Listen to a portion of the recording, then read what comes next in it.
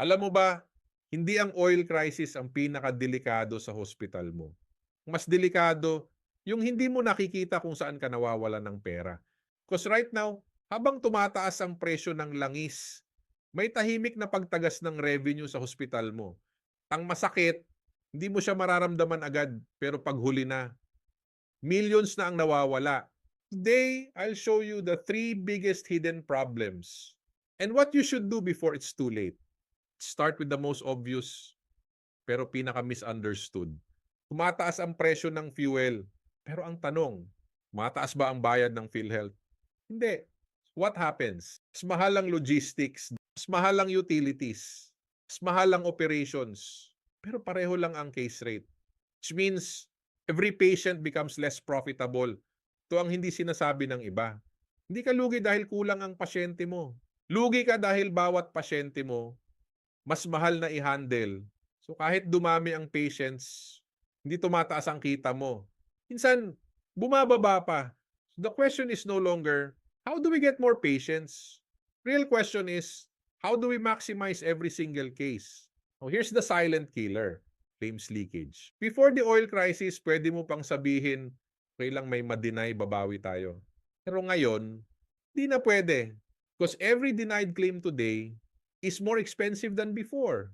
Mas mahal ang operations, mas mahal ang resources, mas mahal ang bawat admission. So kapag na-deny ang claim, hindi lang nawalan ng income, nalugi ka pa. Maybe direct.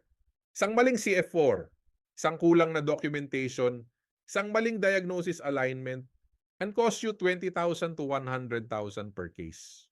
Multiply that by 100 cases. That's millions. Tahimik, hindi napapansin, pero tuloy-tuloy. Hindi na sapat ang okay na documentation. Kailangan mo ngayon, documentation that gets paid. Ito ang pinaka-dangerous sa lahat. Leadership blind spot. Because many hospitals today are still operating like normal. Walang adjustment sa strategy. Walang pagbabago sa systems. Walang focus sa revenue protection. So what happens? Departments are disconnected.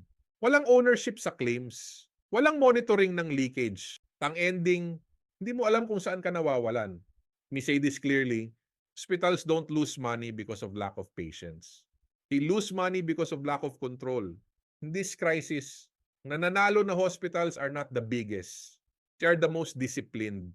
So if you are a hospital owner, doctor, or finance officer, you need to shift immediately from volume to value, from growth to protection, from passive to controlled system.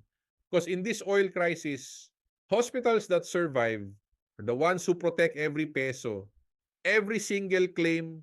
If you want to learn how hospitals are protecting 100M to 700 deaths in PhilHealth revenue, even during crisis, or in our sessions, better send us message. Bring your team because this is not theory. This is survival.